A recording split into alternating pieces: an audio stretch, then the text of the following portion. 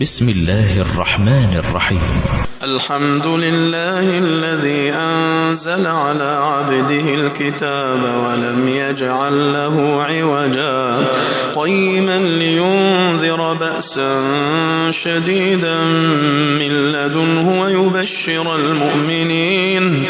ويبشر المؤمنين الذين يعملون الصالحات أن لهم أجرا حسنا ماكثين فيه أبدا وينذر الذين قالوا اتخذ الله ولدا ما لهم به من علم ولا لآبائهم كبرت كلمة تخرج من أفواههم إن يقولون إلا كذبا فلعلك باخع نفسك على آثارهم إن لم يؤمنوا بهذا الحديث أسفا إنا جعلنا ما على الأرض زينة لها لنبلوهم أيهم أحسن عملا وإنا لجاعلون ما عليها صعيدا جرزا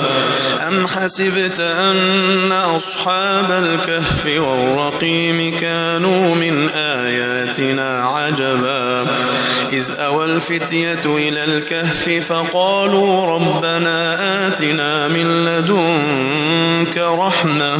وهيئ لنا من أمرنا رشدا فضربنا على آذانهم في الكهف سنين عددا ثم بعثناهم لنعلم أي الحزبين أحصى لما لبثوا أمدا نحن نقص عليك نبأهم بالحق إنهم فتية آمنوا بربهم وزدناهم هدى وربطنا على قلوبهم إذ قاموا فقالوا ربنا رب السماوات والأرض لن ندعو من دونه إلها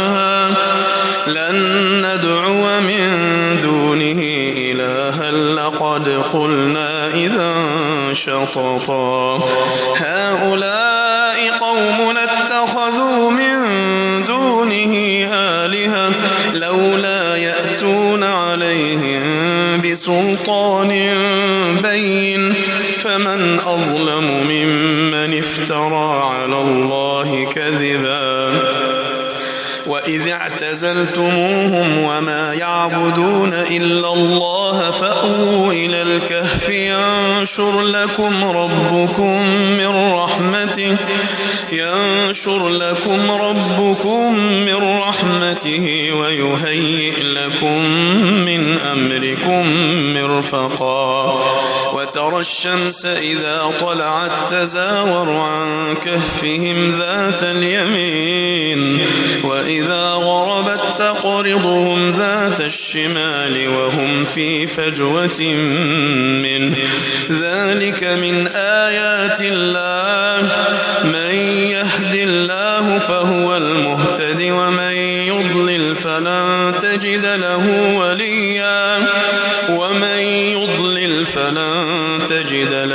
وليا مرشدا وتحسبهم أيقاظا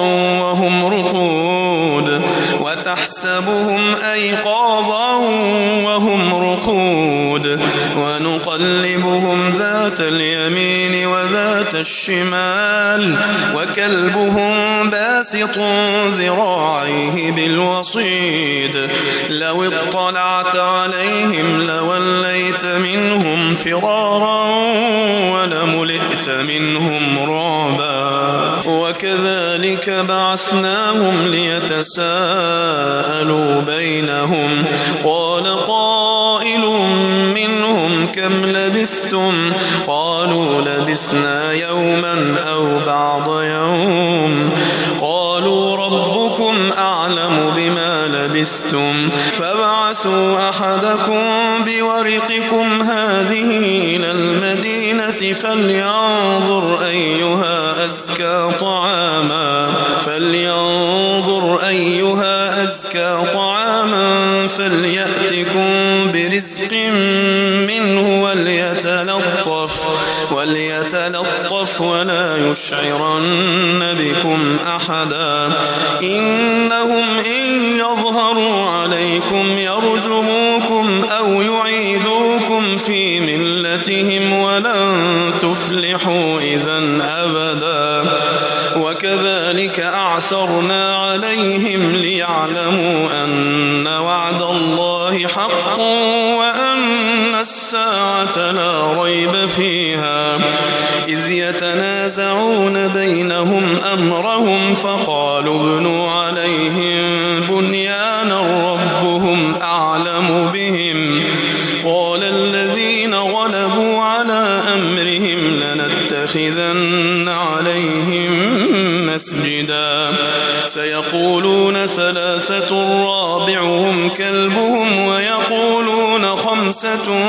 سادسهم كلبهم رجما بالغيب ويقولون سبعة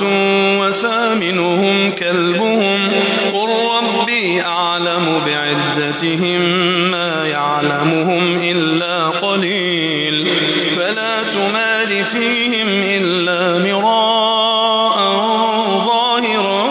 ولا تستفت فيهم منهم أحدا ولا تقولن لشيء إني فاعل ذلك غدا إلا أن يشاء الله واذكر ربك إذا نسيت وقل عسى أن يهديني ربي لأقرب من هذا رشدا ولبثوا في كهفهم 300 سنين وازدادوا 9 قل الله أعلم بما لبثوا له غيب السماوات والأرض أبصر به وأسمع ما لهم من دونه من ولي ولا يشرك في حكمه أحدا واتل ما أوحي إليك من كتاب ربك لا مبدل لكلماته ولن تجد من دونه ملتحدا واصبر نفسك مع الذين يدعون ربهم بالغداة والعشي يريدون وجهه ولا تعد عيناك عنهم تريد زينة الحياة الدنيا ولا تطع من أغفلنا قلبه عن ذكرنا واتبع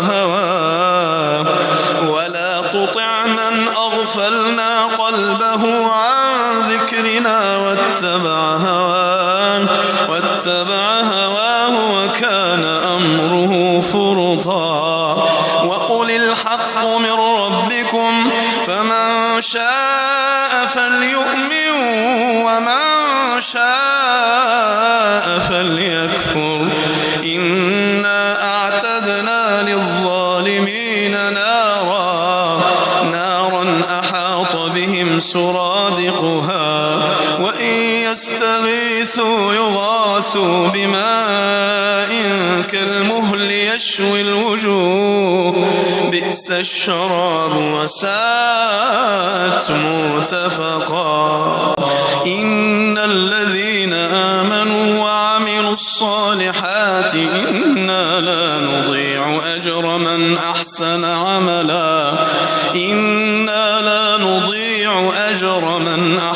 عملا أولئك لهم جنات عدن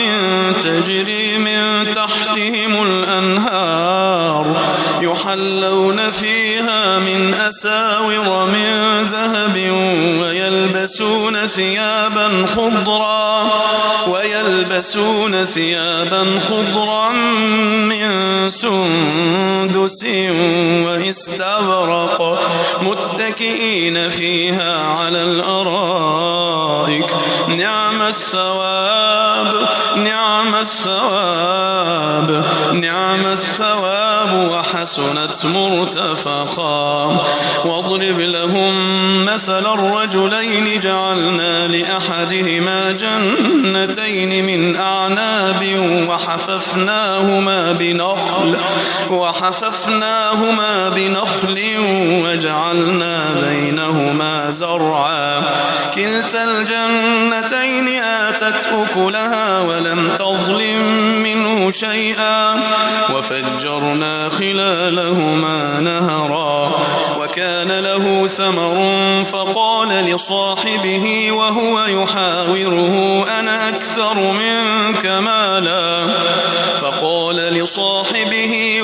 يحاوره أنا أكثر منك مالا وأعز نفرا ودخل جنته وهو ظالم لنفسه قال ما أظن أن تبيد هذه أبدا وما أظن الساعة قائمة ولئن رددت إلى ربي لأجدن خيرا منها منقلبا قال له صاحبه وهو يحاوره أكفرت بالذي خلقك من تراب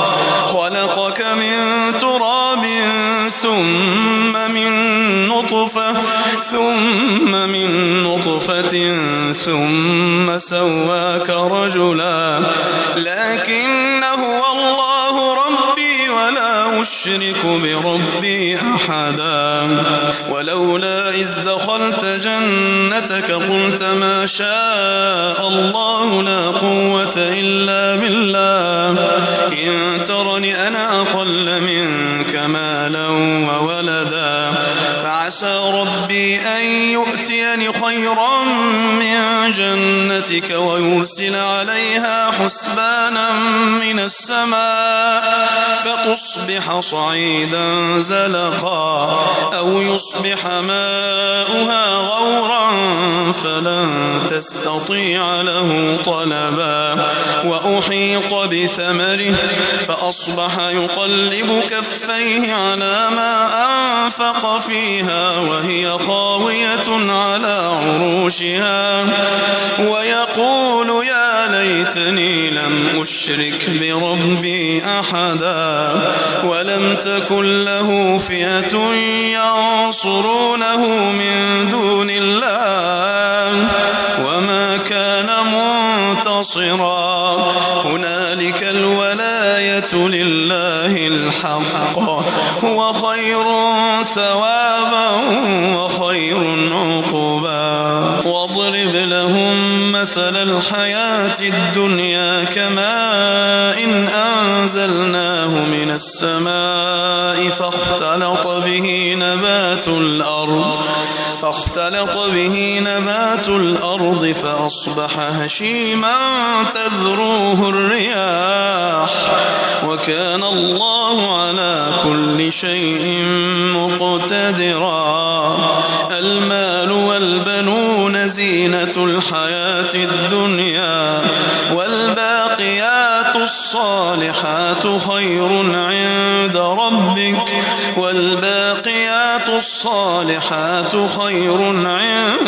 ربك ثوابا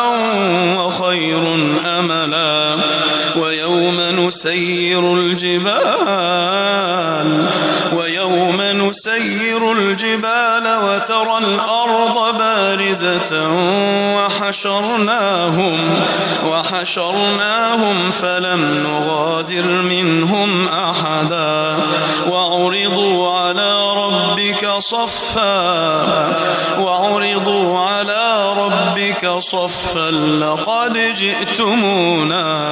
لقد جئتمونا كما خلقناكم أول مرة بل زعمتم أن لن نجعل لكم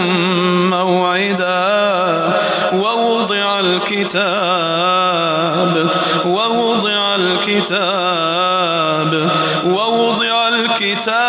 فترى المجرمين مشفقين مما فيه ويقولون يا ويلتنا ما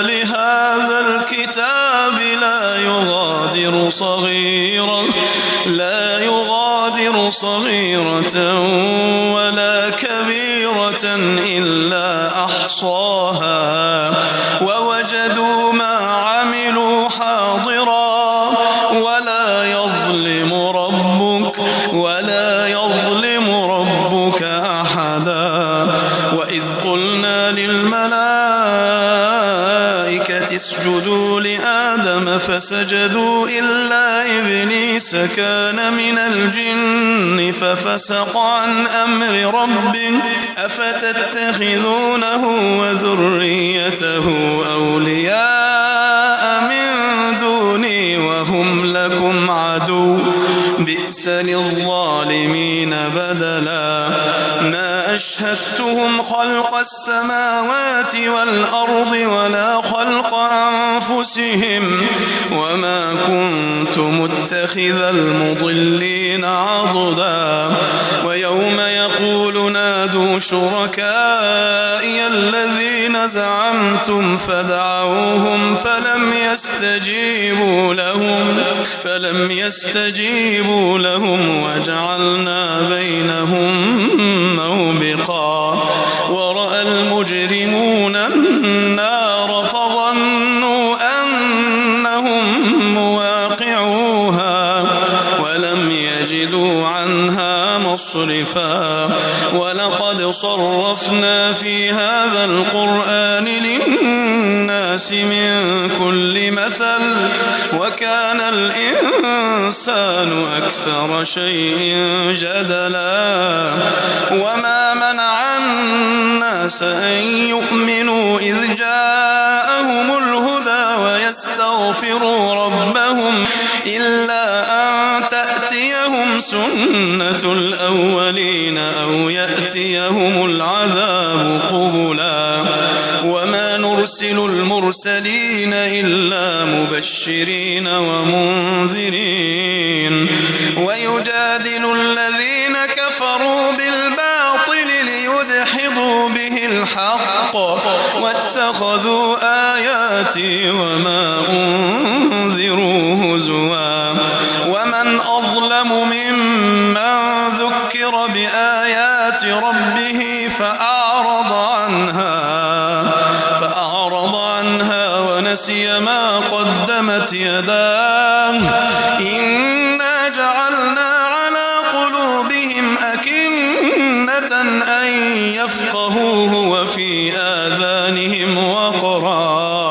وإن تدعهم إلى الهدى فلن يهتدوا إذا أبدا. وربك الغفور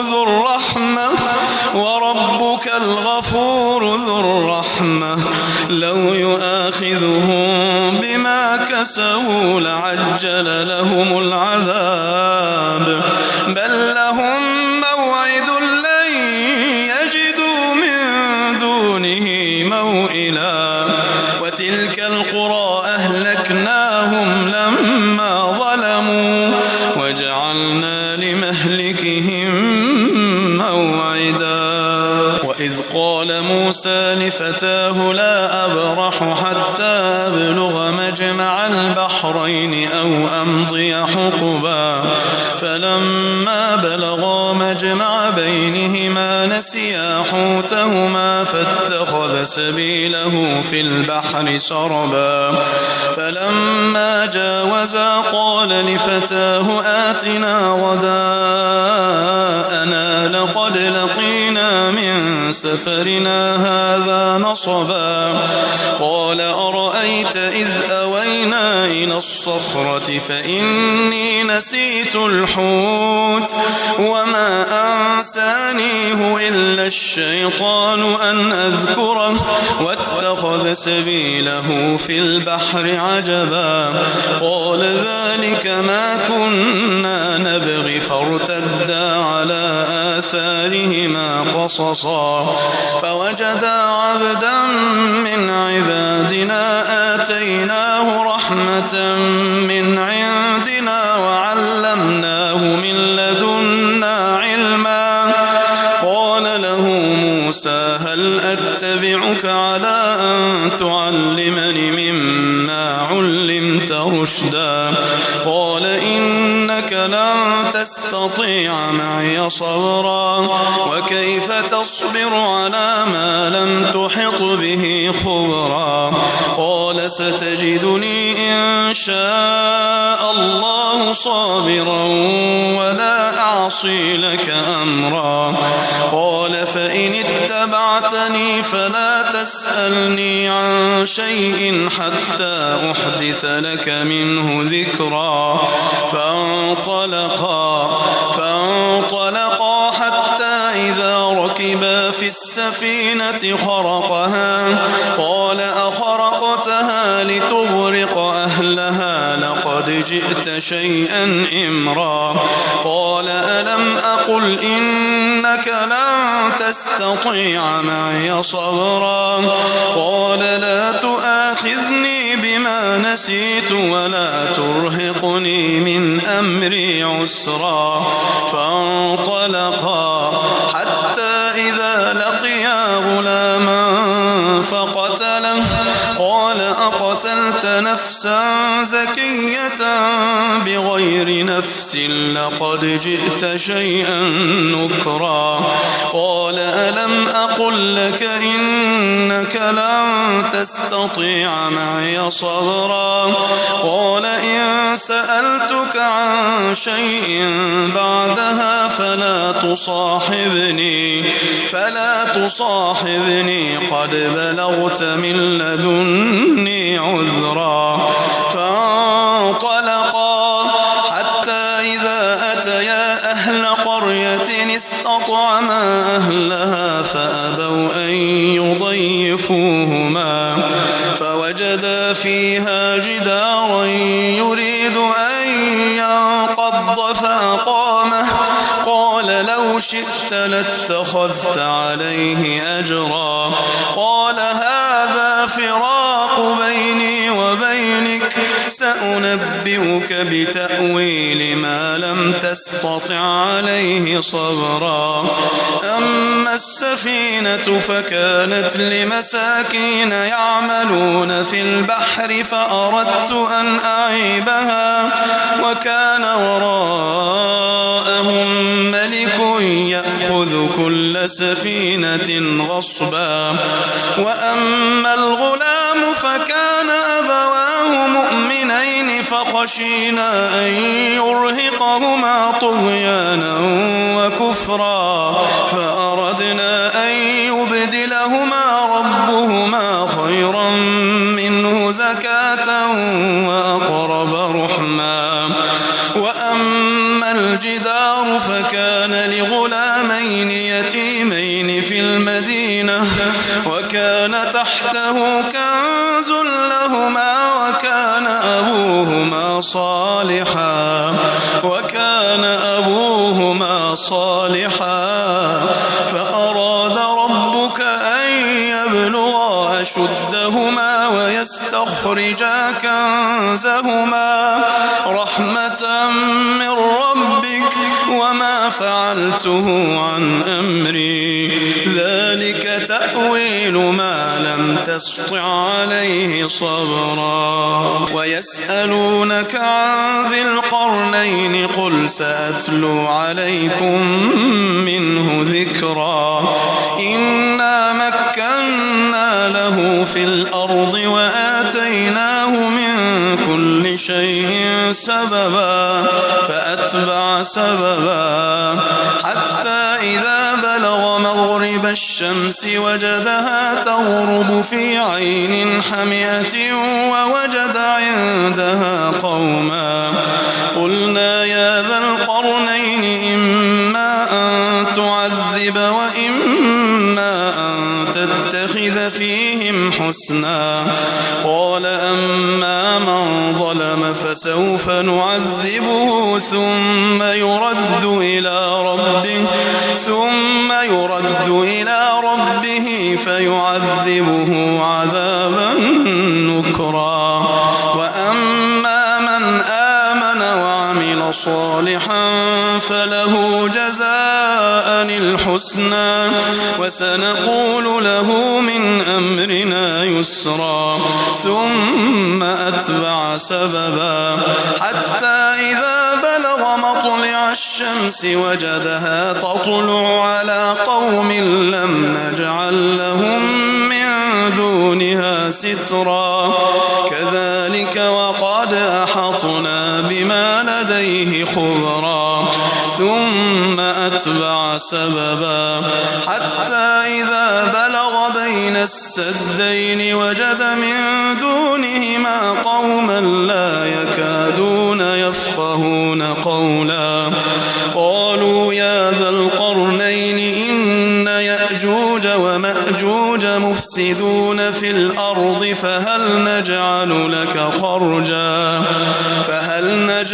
لك خرجا على أن تجعل بيننا وبينهم سدا قال ما مكني فيه ربي خير فأعينوني بقوة أجعل بينكم وبينهم ردما آتوني زبر الحديد حتى إذا ساوى بين الصدفين قال انفخوا حتى إذا جعله نارا قال آتوني أفرغ عليه قطرا فما استطاعوا أن يظهروه وما استطاعوا له نقبا قال هذا رحمة من ربي فإذا جاء وعد ربي جعله دكاء وكان وعد ربي حقا وتركنا بعضهم يومئذ يموج في بعض ونفخ في الصور فجمعناهم جمعا وعرضنا جهنم يومئذ للكافرين عرضا الذين كانت أعينهم في غطاء عن ذكري وكانوا لا يستطيعون سمعا أفحسب الذين كفروا أن يتخذوا عبادي من دوني أولياء إنا أعتدنا جهنم للكافرين نزلا قل هل ننبئكم بالأخسرين أعمالا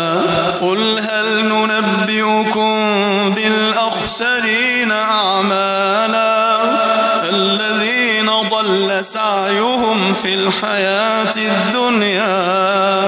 وهم يحسبون أنهم يحسنون صنعا أولئك الذين كفروا بآيات ربهم ولقائه فحبطت أعمالهم فلا نقيم لهم يوم القيامة وزنا ذلك جزاؤهم جهنم بما كفروا واتخذوا آياتي ورسلي هزوا إن الذين آمنوا وعملوا الصالحات كانت لهم جنات الفردوس نزلا إن الذين آمنوا وعملوا الصالحات كانت لهم جنات الفردوس نزلا خالدين فيها لا يبغون عنها حولا قل لو كان البحر مدادا لكلمات ربي لنفد البحر قبل أن تنفذ كلمات ربي ولو جئنا بمثله مددا قل إنما أنا بشر مثلكم يوحى إلي أنما إلهكم إله واحد فمن كان يرجو لقاء فمن كان يرجو لقاء ربه فليعمل